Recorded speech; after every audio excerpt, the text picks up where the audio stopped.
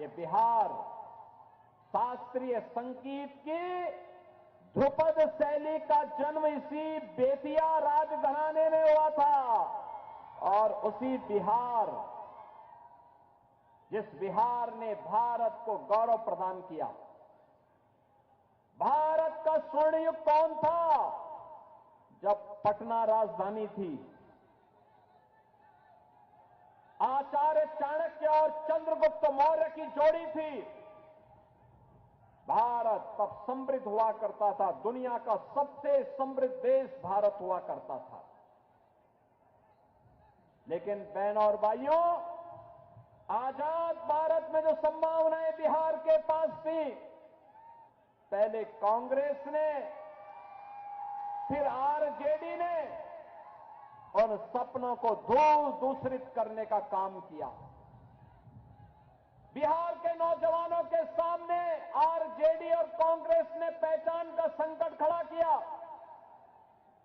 यहां के किसानों को अंग्रेजों की विरासत के अनुसार कांग्रेस ने भूखमरी की ओर धकेला, ने उनका शोषण किया। बिहार के अंदर जो एक समृद्ध बिहार बनने का सपना था, और समृद्ध बिहार को इन लोगों ने जंगल राज में बदल करके बिहार के नौजवानों के सामने, बिहार के नागरिकों के सामने पहचान का संकट खड़ा किया। लेकिन 20 वर्ष पहले बिहार के नौजवानों ने अंगड़ाई ली। बिहार का नौजवान जब अंगड़ाई लेता है तो कुछ नया करता है।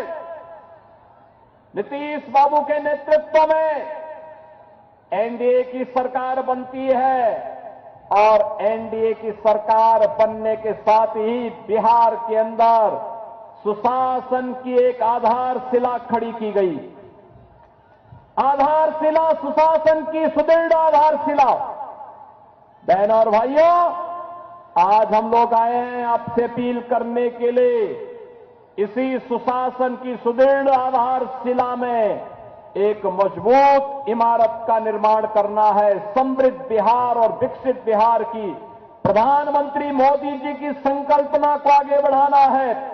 और मुझे बताते हुए प्रसन्नता है, आज पहले चरण का चुनाव बिहार के अंदर चल रहा है। 121 विधानसभा में वोटिंग हो रही है। बिहार का नौजवान, बिहार का किसान, बिहार का श्रमिक, बिहार की माताएं बहनें झोंक करके एनडीए को वोट देती हुई दिखाई दे रही हैं। और रुझान बताता है कि जब 14 नवंबर को परिणाम आएंगे तो फिर एक बार एनडीए सरकार का नारा बुलंद हो जाएगा बिहार के अंदर। और इसीलिए मैं आपसे अपील करने के लिए आया हूं। बहनों और भाइयों, बिहार मां जानकी का जन्मस्थली, और कांग्रेस ने माननीय उच्चतम न्यायालय में कहा था कि राम तो हुए ही नहीं, यानी माता सीता को भी झुठलाने का प्रयास। कितना बड़ा पाप इन कांग्रेसियों ने किया। बिहार के अंदर पश्चिमी, यानी यहां पर वाल्मीकि आश्रम है, महर्षि वाल्मीकि को भी झुठलाने का प्रयास। यह कांग्रेस का पाप है।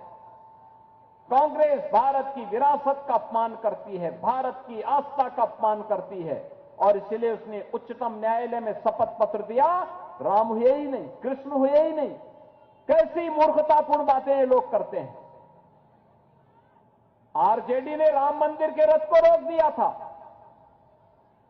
और इनका पार्टनर एक सपा है उत्तर प्रदेश में, उसने राम भक्तों पर गोलियां चला करके लहूलुहान किया था अयोध्या को।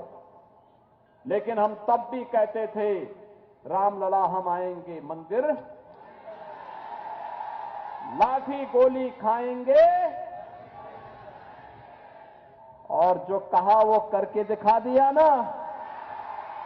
ये तब हो पाया जब मोदी जी प्रधानमंत्री और डबल इंजन की सरकार उत्तर प्रदेश में बीजेपी की थी।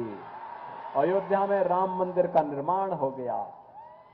राम मंदिर के निर्माण से पहले याद करना, अयोध्या में एयरपोर्ट, इंटरनेशनल एयरपोर्ट बना है और इंटरनेशनल एयरपोर्ट का नामकरण महर्षि वाल्मीकि के नाम पर भी किया गया है।